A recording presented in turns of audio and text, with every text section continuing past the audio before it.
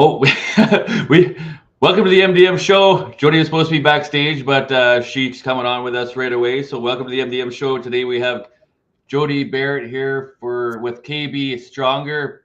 She is a part of Impact Magazine, Canada's top fitness model for Impact Magazine, as featured in Impact Magazine. She's a best-selling author with I Don't Do Vanilla, and she is with us here today. And how is it going over there today, Jody? It's going great. I was thinking a good thing I wasn't drinking my coffee while I popped on here. Thank you. Yeah, you're supposed to be backstage, but I forgot to press the button, so that's okay. No problem. No problem. Right? Just roll with it. Here we are. Yeah. So you're in Calgary, Alberta today. I am. Yes. Excellent. Looks very nice and blue, sunny skies over there today. That's awesome. Today, yep. Excellent. So we're going to talk about your story of where you came from, and then where you are, and then where you're going, how your whole entire fitness journey started. You can go as deep as you want to go into the stories that you want to tell, from where you came from, where you are now, how you got to where you are now, and then what the vision and direction looks like for the future. Oh, and you got a book. Yeah, you want to show your book? If anybody wants to like, we'll show that at the end. So she's got this book here, I Don't Do Vanilla. And you can get that at your website if they want to get your book, or Amazon. Yeah, website. It's on my website and it's on Amazon. Cool. Also. So yeah, go get Jody's book if you want to have a good read. That'd be a beauty. And then we'll get into it right now. So where do you want to start with your story of how far back you want to go to how you got to this place like right now, where you're at? Right. Where do I go? Okay, I think probably it's seemingly the easiest start spot for me because it was my big transition, my big change. I tell the story often. My gym, I call it in the book, my gym reflection story. And it was the day I used to train a lot. Once my kids got older, I'd started going to the gym, but I would just spend probably 2 hours in the gym. 3 to 4 times a week. And then on the days I wasn't in the gym, I was also running. So, if you kind of think about how much time I was spent there, you may think that, wow, dedicated, or she was avoiding something. Right? So at the gym, where did you start? Like, did you start as a kid? Like, when did you start going to the gym? Are we talking elementary school? Are we talking like in high school, or like university age? Or how did you even get to, or why did you start going to the gym, and how did you even get to go to the gym? Like, when did that story start? That's a great question. I think the best place to go is, as a kid, I started to navigate my anxiety through going running, because I grew up in the country. So It was not an option, but outdoors, I correlated quite quickly, not understanding at the time that when I went outside and got fresh air, and when I went out and, like, if I was feeling super anxious and I would go for a run, that it would regulate me. And I took that through life, and I'll be 50 this year. And when I was probably at that age, nobody ever sat down and told me why this works for you, Jody, because, you're regulating your system, you're getting out, you're resetting, you're going into a free state versus, that confined state that gives you so much anxiety, panic attacks. So I often have the conversation with my middle daughter. She's like, we'll talk about the tools that I have and I use. And she's like, Mom, no one taught you those tools? And I was like, nope. I recognize now with more knowledge the tools that we use and how I implement them, and I share them with others.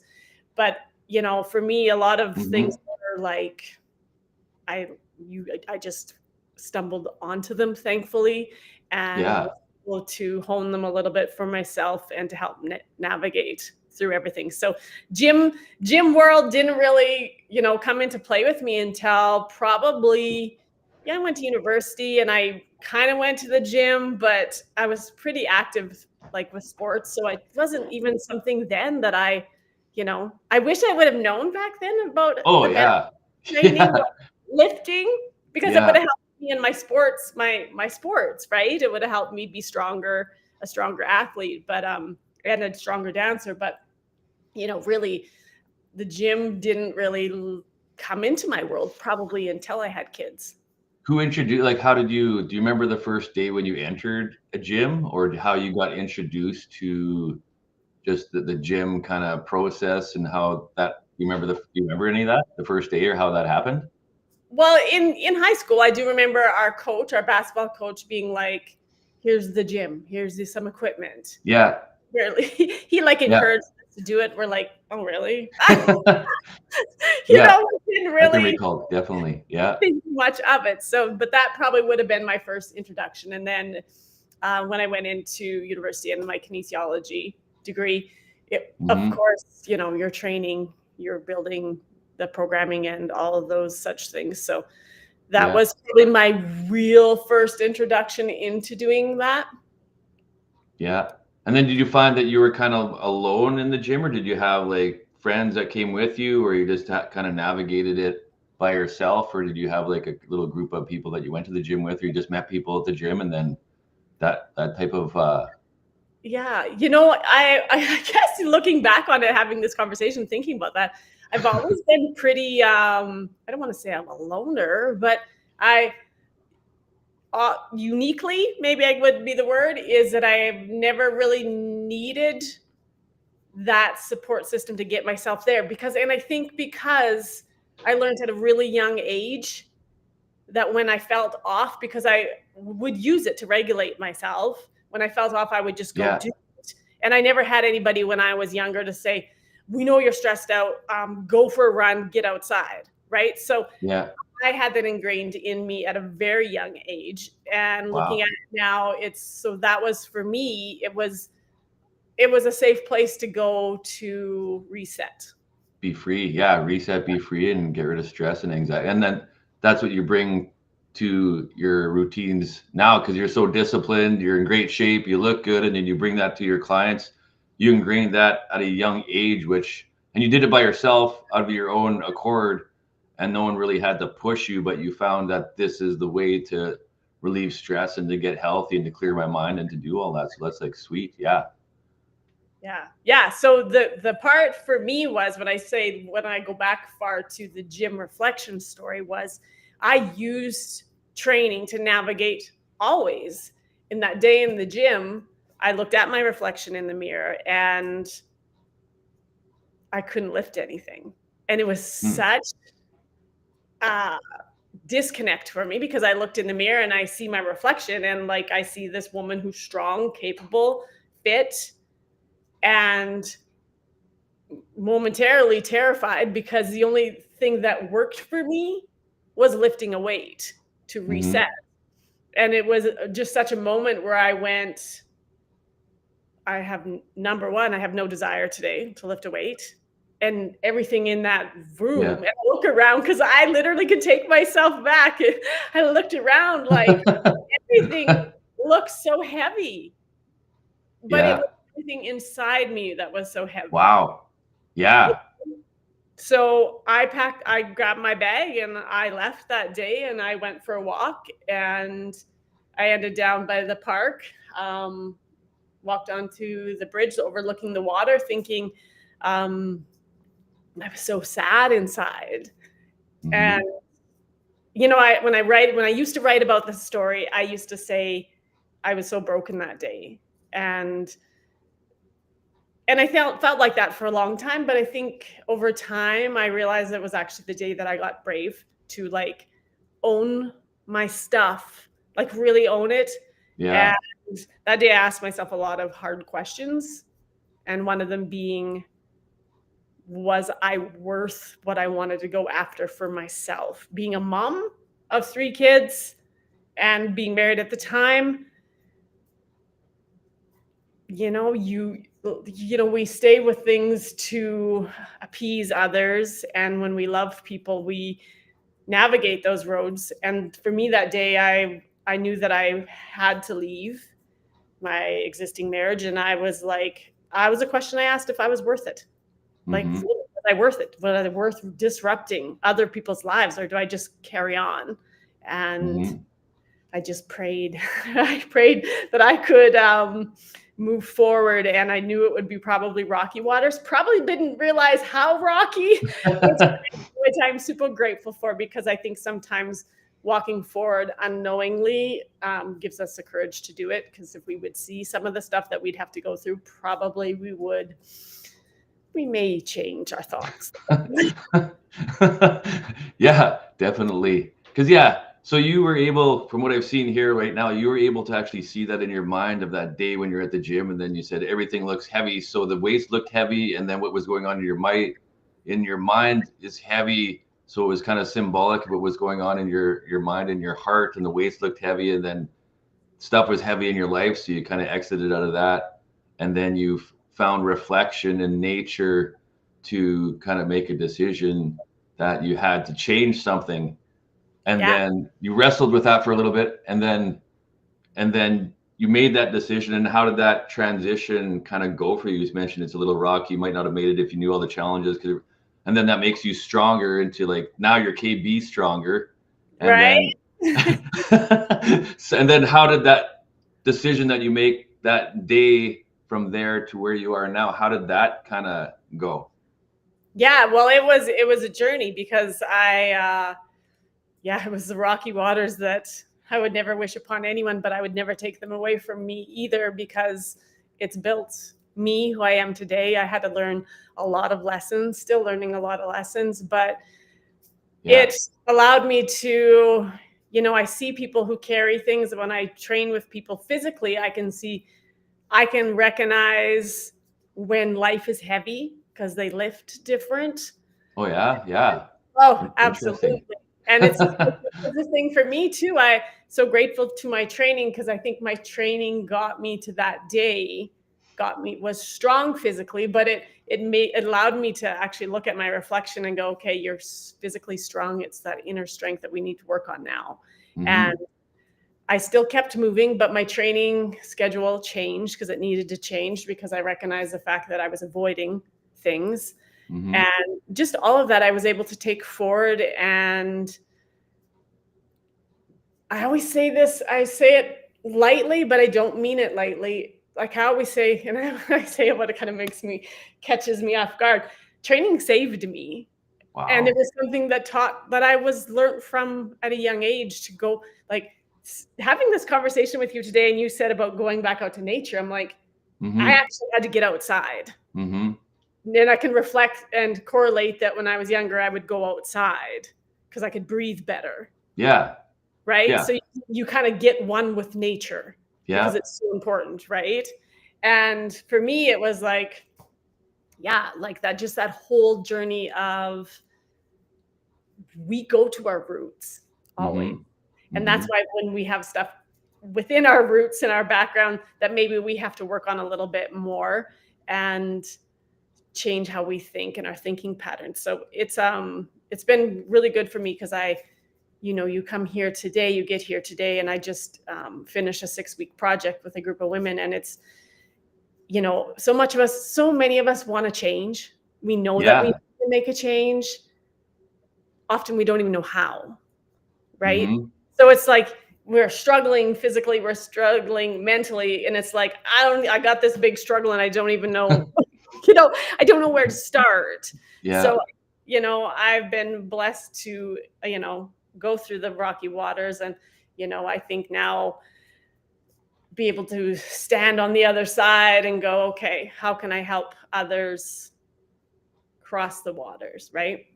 Yeah. So you just touched on your mental, your emotional, your spiritual, your physical, and then the relationship with yourself, or your relationship with nature, how all that integrates. So you went through all that, so that's all integrated within you now, and you have an idea how that all works. So you take that information, and knowledge and wisdom that you got from all that, and you piece that together within yourself, and now you can help other women integrate all those, the mental, emotional, spiritual, physical, and the relationships and all that together within their own mind, body, and souls, which is like amazing, because not many people really have that journey that you had, or maybe they have, but they're still going through it. So you can kind of help people navigate through that, because you went through it and you came out the other side stronger. Because a lot of people just play the victim role and they get depressed and they're full of anxiety, which still sometimes exists, but you know what to do, and you have the tools and the skills to be able to kind of help yourself and help people navigate that, which is pretty awesome.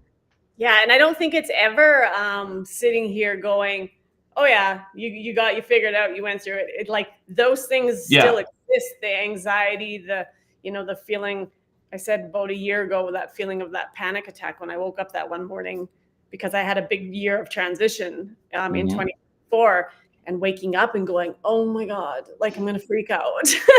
But it's going again back to those tools and those systems that go, okay, you're not, just breathe. What things do I have? What techniques do I have in place to help me navigate those waters with ease, or with better ability to walk through it and not be like, it's kind of like you're on the road and you're kind of going, you want to keep it between the weeds. We used to say that, keep it between the weeds so you don't hit the ditch, right? And it's having the tools to know that you're almost gonna ditch it, and to be able to pull back and navigate going down the road. Yeah. So how do you feel the relationship with yourself? Because the relationship with yourself back then, when you made that decision, that typical decision, the relationship that you had with yourself back then to the relationship that you have with yourself now, what's the main difference in that? Oh, I would say my internal dialogue. Yeah. Yep. Because I had some nasty years where I wasn't very kind to myself because I disrupted everybody's world, mine included. And I carried so much guilt with that. Right. So I beat myself up a lot until I realized one day, I was like, if you are going to have any kind of life moving forward, if you're going to, when you disrupt people's world, like I feel like I did, and you beat yourself up, and then you go, okay, why did I do this? And that was a heavy thing for me one day to kind of go, no, this is not how this is going to play out. And that was the day I decided, I'm like, okay, I made a change because I wanted to do better. I wanted to be better. I wanted to live my life, fulfilled life. And I'm like, and I'm sucking. And if I was going to suck, I might as well have just stayed and kept everyone else happy, and least everyone else. And then I could just held that in. So it was a conscious decision to say, no, I'm going to pick up the pen instead of saying, why not? Like, instead of saying, if this happens, I changed my idea to, why not me? Why can I not be successful? Why can I not be, feel the joy, happiness inside? And it was that internal dialogue that I really had to switch. And again, it's not like you switch it, you change it, and it's done forever. Yeah. No. It's like I do 100 push-ups a day, right? And every day, I got to do 100 push-ups again. Like that does never stop. Yeah. I had a moment this morning. I said something, and I actually said out loud, I said, don't be stupid. I said that out loud because when you live by yourself, sometimes you start talking to yourself. Oh yeah, I do it all the time. Definitely. and I stopped myself, and I was like, wow, that wasn't very nice. And I just kind of had that moment because you are a constant, we are, as human beings, we are a constant project. Definitely. Yeah. And my middle daughter, she said to me one time, we were at Chapters, or Indigo now. She said, Mom, are you ever going to be out of the self-help section? And I said to her, I'm like, no. And I said, the minute that I am, you need to tap me on the shoulder. Yeah. Because it means I'm not working on myself. Yeah. Like it should be a continuous, and it is a continuous process, whether someone chooses to work.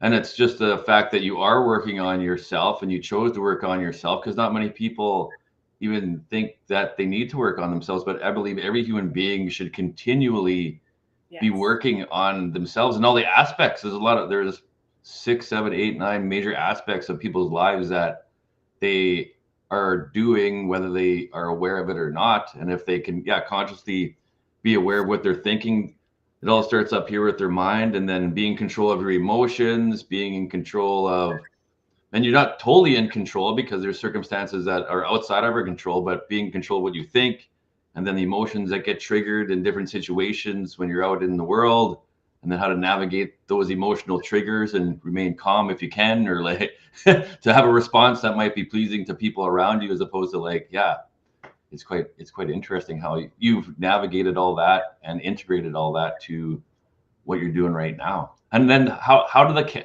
so you were at a gym, and you owned a gym, or you ran a gym, and Like then you when had, the day I left, you mean? yeah, was that your, was That that, was that was way before. So that was a gym I was training at. and then the integration into the kettlebells would be an interesting story, how you got into the kettlebell from the gym. Yeah. So I was in a deep search, decided, I call it my B phase, where I just decided I was so stressed out because I was like, what am I going to do? What I want to be? Right. Because I was a stay-at-home mom for 11 and a half years. I'm like, oh God, I got to be something. Like, what am I now? What am I now? And I fought with that for so long. And I did an online auction company with a couple people. And so we were like, ran our own business. And I remember, pricing salt and pepper shakers. Somebody dropped off like boxes. And I was there at 2 a.m. and I was like, I hate this. And I'm like, and then I had that moment. I'm like, if I ever run my own business again, I got to love what I do, because you have to put work into it. So I quit that, got out of that. And I thought, I just want to be like, who is Joby? I was a mom for so long. I was really good at defining my roles in life, but I was like, who am I? And so during that process, I searched out. How did you get to know the answer to the question? Sorry to cut you off, but you said, who am I?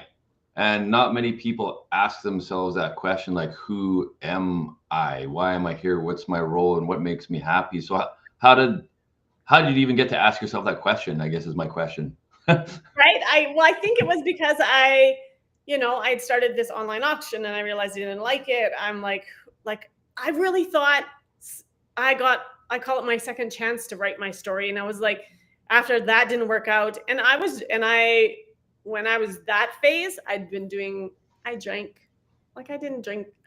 a fair amount, where it was a part of my world. Like on the weekends, every other weekend when the kids are gone, I would be able to, you'd go out, you'd have more drinks and that whole thing.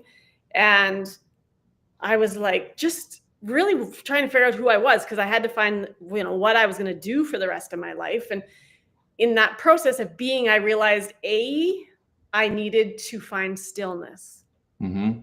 Because I was always in my car. Someone would call me and they'd be like, you're in a car again? Because I hated staying at home. Because my house, I was in my kids' family home. So I had a big house by myself for, 7 days when the kids were gone. Yeah. And I was just so lonely. And I wanted to figure out who I was. And I think that question of being still was really hard for me, because I didn't like sitting still. So I searched out a person that I went to university with, and they were doing gym kettlebell classes in his garage. Yeah. And again, it was one of those I've had a lot of moments that seemingly smack me upside of the head. And, I remember going there, I was nervous, running a different group of people again, and I was trying to figure out who I was. And I was thinking, okay, I needed to be still, but I wasn't sure how still came into the picture. Need to figure out things that I don't like also is a way to determine and figure out who I am.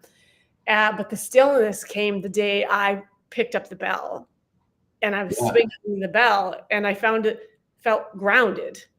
Wow. And for somebody who was on the go all the time trying to figure out who I was, it was like, I think we get gifted sometimes these moments of, if we're paying attention, and that's the listening factor. I couldn't sit and meditate, and I still struggle with that. So for me, meditation is the movement, the rhythm of the bell. Yeah. I'll do it before a big meeting. I'll swing a bell, and it'll just regulate myself. And that day when I went there, it changed everything for me. I felt grounded. I didn't, then evolve to, me getting certified, me going to New York and getting a certification, asking them to hire me, the company out of there. all these things. And I remember getting on the plane to go to New York and thinking most people thought I was crazy.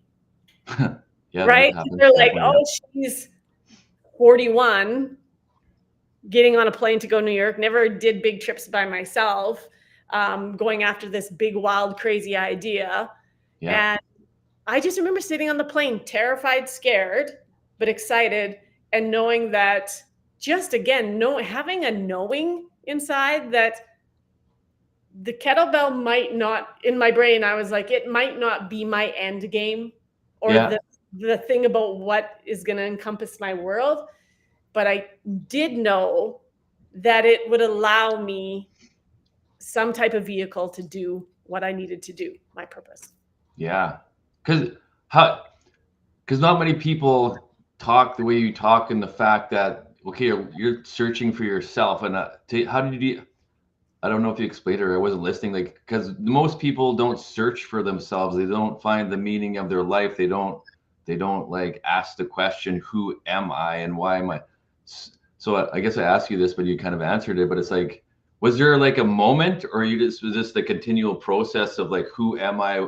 I'm not happy. And even recognizing that you're not happy and you don't know who you are, and trying to find who you are and trying to find happiness, just that in itself is like unbelievable. So I'm interested in, was it that moment you discussed when you were in the gym and you went outdoors in nature, and was there like a moment, or just like a slow transitioning process of how this all is happening? Because it's always continual. I think it's always continual, but I do think you need those moments that, and I think probably because I felt lost and I recognized feeling and you lost. recognize that, because most people don't, they think this is where, because you might have felt a stirring down in your soul, and you're just like, this doesn't feel right, or this isn't what I'm here to do, or this isn't making me happy. Yeah.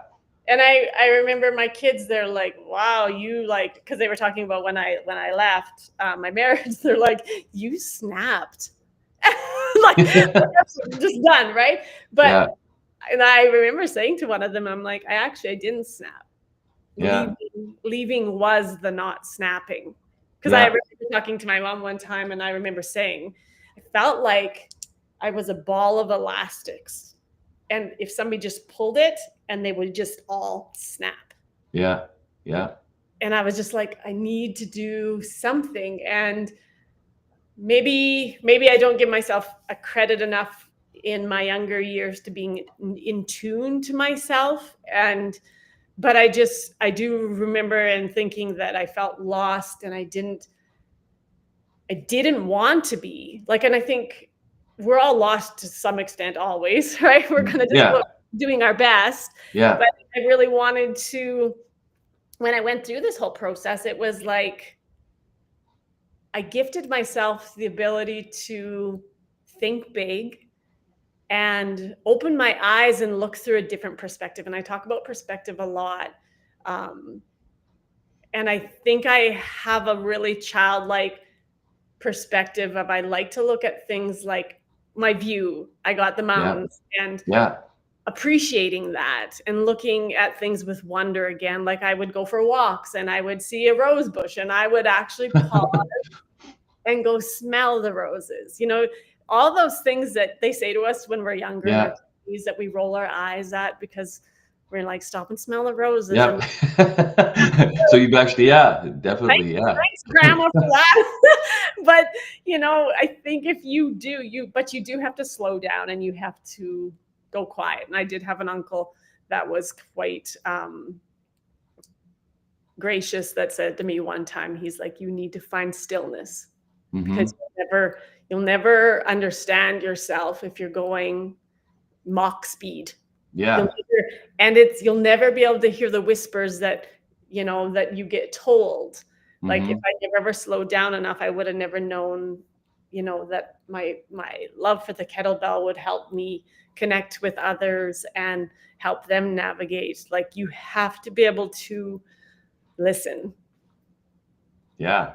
And that helps, when you're in a quiet and you're still, and you can just kind of listen. Definitely. Yeah, and I think today our world is loud. Yeah. You know, like, Like, Yeah. I power this on, and I'm bad too. That I don't like. I really recognize when I'm like, okay, I'm gonna put that over in the corner for half an hour, and I sit, and man, the cool thing about that is I think when you do it, you're like, oh, this is nice. Yeah. Yeah. How did we do it when it didn't Right? exist? Well, think Definitely. how Yeah. our systems were, Mm-hmm. Yeah. right? Because we can't go anywhere without our phone now because it's kind of attached. We're all addicted to it to some degree. Absolutely. And if we think back when it didn't exist, we were able to function. We were able to get to where we were going. We had to communicate via the cordless or the cord phone. And yeah, and then we just kind of did our thing.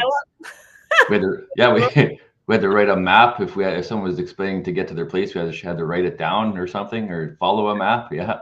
And There's those no, are all okay things. Like, I mean, we have to, we're supposed to move forward. Technology is supposed to, but I think it's how do you navigate what your life looks like within that realm now?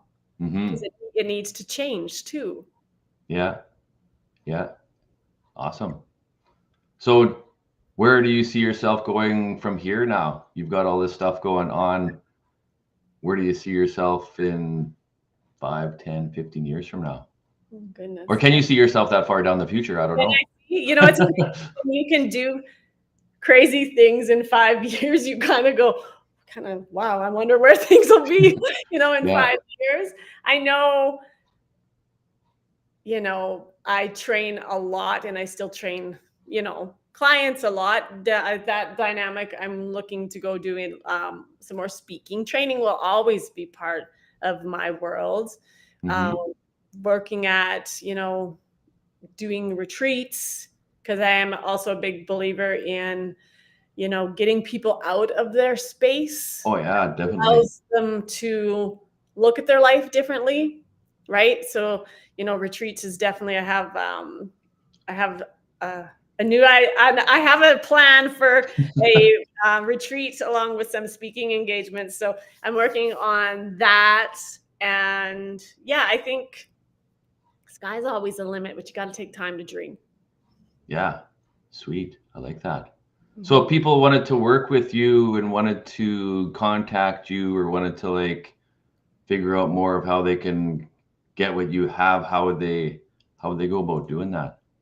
Yeah, well, I'm on most social media platforms. Here we go. I got Right? this here There now. we go. So I have some projects that I'm doing. The Inner Peace Project is one for those, and that is for my female audience. And that's a 6-week mindset.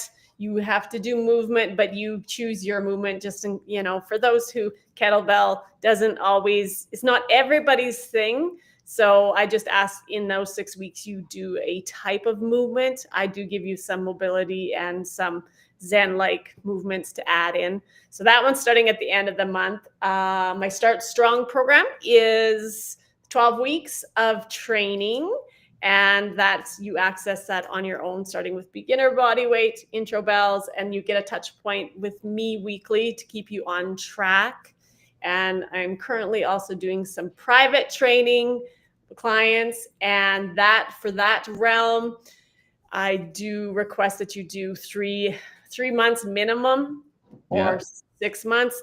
And I'm just looking there for people who are actually wanting to commit, because, if you want true results that are going to last a lifetime, you have to put in the time and the effort. Yeah, it's a lifestyle change. Because people in today's society, you brought that phone up. People want everything like now. They don't want to have to put in any work. They don't want to have to put in any effort. They just want to press a button, take a pill, whatever. They think their life's going to be beautiful and gorgeous and I'm going to be healthy. But in my experience, you have to create lifestyle changes. You have to totally recreate yourself, create your story, create your life, create your habits, get rid of the old habits, replace them with new habits. And that takes time. Yeah, it's like a whole process. Yeah, you can't just do it once or for a week or for a month. You have to like integrate that totally into your system, into your mind, your body, and your soul, and into your habits and your daily routines, and then the environments you're in as well. So if they can get in your environment and be with you, depending on what environment they're and the people they're hanging out with right now, they'd have to kind of they have to totally change to make this happen. Yeah. If they want. The not so terrifying part, because I know when we talk about that, it sounds so huge to people. Yeah. And often Yeah, I always say can. start with one thing and Yeah. then in another. So it's not, sure, No overwhelming. 30-day program and we can change everything. But the fact of the matter is when you change everything all at once, No, you can't. It's sticking. Yeah. It's too much. Yeah. Right. So kind of like, how do you eat an elephant? You got to go one bite at a time, because that's a big thing. And, I always say, reach out, connect with me, and we have the conversation. It's kind of where you get to that pain point. Mm-hmm. Are you willing to do the change? Are you willing to do the work? Does it hurt so much that you're ready to make the step? Because for me, that's what it was. It was like that look in the mirror that day I was hurting so much. Yeah. That I set a chain of events in place because of that moment, because it hurt so bad. And I had a conversation with the client yesterday, and she's like, well, she's been training online with me, and she just was reaching out because I do have the monthly where you can train, the monthly membership, but she reached out and said, I'm struggling. Well, and I'm like, well, how many sessions are you getting in? And we had the whole conversation, and she's like, I'm not happy. And I said, like, it sucks, right? And she's like, yeah. And I'm like, okay, is your pain big enough to commit to actually doing it? Yeah. And then we break it down. You break it down like, okay, in a month, how many sessions do you think you can get in? That's a question I always ask. Yeah. And they're like, well, I think I can get in 3 or 6 or like 3. So then that's 12. And I'm like, okay, out of 31 days, you got to show up 12 times. Oh, yeah. Well, that's not so bad when you look at it that way. So it's, again, changing your perspective at how you're looking at things so that you can do it. Like you're setting up your brain differently. It's when you do, when you do reps of a workout, because I always relate everything back to training, you like 100 push-ups a day sounds like a lot, right? Yeah, but I don't do 100 at once. I do 50 in the morning. I hit 25 in the afternoon and 25 before I go to bed at night. Yep. Which makes it more doable. And do you have to do 100? Of course, you do not have to do 100. You pick where you're at. Maybe it's 5 in the morning, 5 at night. That's 10 push-ups you didn't do normally. Now you're doing them. Yeah. Yeah. If you add in all those things over a long period of time, just small little incremental changes over a period of time, then that all adds up. You can't look at the whole big picture, because that's way too much. You have to kind of right. Yeah. I talk about in the book, I took clients to Jamaica on a trip, and one of my clients who would have been in her 70s, she dislocated her baby toe like the day of the trip. And the next day we were going to go up a waterfall, a 950-foot waterfall. Yeah. She was there. We taped her toe. She was wanting to go. And I got there and I looked all the way up and I was like, oh gosh, how are we going to get to the top? So I had that moment in my head, again, my internal dialogue that I practice all the time. And then right away it switched to, okay, there was a platform each level. I'm like, I'm not even looking at the top anymore. Yeah, one step at a time. Got to get to the first level first. Yeah. And that's the practice of that internal dialogue, changing those, having those moments where you can flip the switch to go, okay, how do I approach this in a positive way? Yeah. The internal beliefs, killing those internal beliefs that aren't making you move forward. And then, getting over those external beliefs that aren't making you move forward. And from one level, just like one level to the next level to the next level. And then, definitely. Yeah. You got it down pat. So if you guys want to get a hold of, and where you got your book that you can, so Don't Do Vanilla, grab Jody's book. You can go to, what is it? These are kind of long ones here, kbstronger.com. And what social platforms can people DM you or see where you got some stuff going on? What's your, Instagram, Instagram, Instagram. Instagram is KB Stronger_. Facebook, there. I live a little bit in TikTok, not very much. YouTube, which is where this is also live streaming too. Yeah, Cool. totally. Definitely just reach out. I'm always wanting to connect and, chat with you. So yeah. Well, thank you super much for this. It's been awesome. Well, thank you for chatting having with you. me. Yeah, this has been great. So yeah, enjoy. What is it? It's Wednesday today, right? Yeah, there's a couple more days till the weekend. Yes. They all kind of blend in, right? Right. After a while, they do, for sure. All right. Well, yeah. If you want to get a hold of Jody, get a hold of Jody. Work with her. She can transform your life as she did it for herself, and she can do it for you. So that's pretty sweet. And I think we're done here. All right. Thank you so much for having me. Have a great day, Mike. See you, Jody. Okay. Bye.